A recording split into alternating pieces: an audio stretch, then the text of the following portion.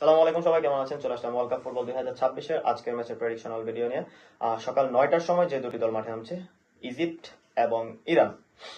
খুবই ইম্পর্টেন্ট একটা ম্যাচ দুইটা দলের জন্য, কারণ তাদের গ্রুপ স্ট্যান্ডিংস যদি আমি আপনাদেরকে বিবৃত ডিটেলসে বলি, আপনারা খেয়াল করবেন ইজিপ্ট বর্তমানে গ্রুপ স্ট্যান্ডিংসে আছে 1 নম্বরে, ইরানের বর্তমান গ্রুপ স্ট্যান্ডিংস 2 নম্বর। অতএব ইজিপ্ট অথবা ইরান তাদেরকে যদি তাদের নিজেদের অবস্থান ধরে রাখতে হয়, আজকের ম্যাচটা অতএব দুইটা দলের জন্য জেতাটা অনেক বেশি ইম্পর্টেন্ট। যদি আমি তাদের প্রবাবল লাইন আপ নিয়ে কথা বলি, আজকের ম্যাচে ইজিপ্টের গোলকিপার পজিশনে দেখা যেতে পারে সোবিয়ার, রাইট ব্যাক পজিশনে হেনি এবং লেফট ব্যাক পজিশনে আব্দুল ফাতি।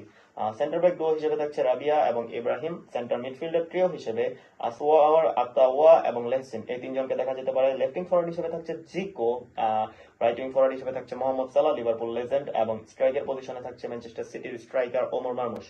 অপরদিকে যদি আমি ইরানের স্কোয়াড নিয়ে কথা বলি, প্রবাবল লাইন আপ নিয়ে, ইরানের গোলকিপার পজিশনে থাকছে বাইওয়ান্ড।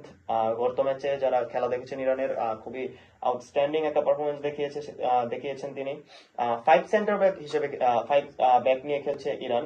রাইট ব্যাক হিসেবে থাকছে রেজওয়াসিন, লেফট ব্যাক হিসেবে থাকছে হাজিফি, এবং সেন্টার ব্যাক ট্রিও হিসেবে থাকছে কানানি, কালিজাদে এবং নেমেতি। 4 মিডফিল্ডার পজিশন নিয়ে খেলছে ইরান। ফুললি বাস পার্কিং একটা পজিশন নিয়ে খেলতে নামবে আজকে হয়তো। জাহান দাবাক রাইট মিডফিল্ডার পজিশনে, লেফট মিডফিল্ডার পজিশনে মোহেবি, সেন্ট্রাল মিডফিল্ডার ডো হিসেবে থাকছে গুদুয়েস এবং এজিতুয়ালি, এবং স্ট্রাইকার পজিশনে থাকছে মেহেদি তেরমি খেলা যারা দেখে থাকেন, ইউরোপিয়ান ফুটবল খেলার অভিজ্ঞতা আছে, তিনি বেশ কিছুদিন যাবৎ ইউরোপের টপ লেভেলের ক্লাবের হয়ে খেলেছে। যদি আমি বর্তমান ফিফা র্যাঙ্কিং নিয়ে কথা বলি, ফিফা র্যাঙ্কিং এ ইজিপ্টের বর্তমান অবস্থান 26 এবং অপরদিকে ইরানের বর্তমান ফিফা র্যাঙ্কিং হচ্ছে 21। ফিফা র্যাঙ্কিং খুব ক্লোজ। আপনি যদি খেয়াল করেন 21 এবং 26, 5-এর একটা ডিফারেন্স আছে শুধুমাত্র এই দুইটা টিমের মধ্যে। ইরান এবং ইজিপ্টের একটাই মাত্র ম্যাচ হয়েছিল। ম্যাচটা হয়েছিল 2000 সালে 7 জুন। ম্যাচটা ছিল এলজি কাপ 4 নেশন টুর্নামেন্ট। সেই ম্যাচটা 1-1 গোলে ড্র হয়েছিল। পরবর্তীতে পেনাল্টির মাধ্যমে ইরান ম্যাচটা জিতে নিয়েছিল। আর সেকেন্ড আজকে একটা ম্যাচ হবে, যেটা ওয়ার্ল্ড কাপের মতো একটা বড় আসরে একটা ম্যাচ। এখন চলে আসি এই গ্রুপে কি কি হতে পারে ইন ডিটেলসে।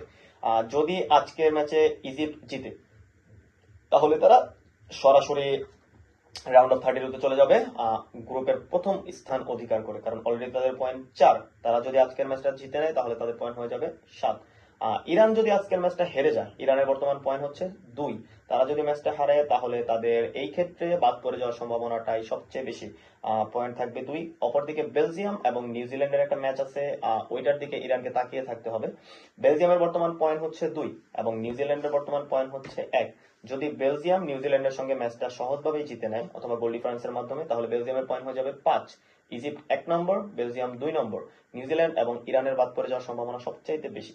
এখন চলে আসি, একটু উল্টো করে চিন্তা করি। ইরান যদি আজকের ম্যাচটা জিতে যায় ইজিপ্টের সঙ্গে, ইরানের পয়েন্ট হয়ে যাবে 5, ইজিপ্টের পয়েন্ট থাকবে 4।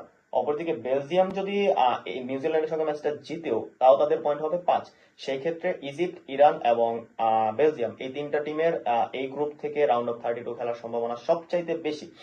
স্বাভাবিক অর্থে প্রত্যেকটা গ্রুপের প্রত্যেকটা টিমই চায় রাউন্ড অফ 32 এর মতো একটা নকআউট স্টেজে খেলার। এটা অনেক বড় একটা অ্যাচিভমেন্ট এই বিশ্বকাপে প্রত্যেকটা টিমের জন্য।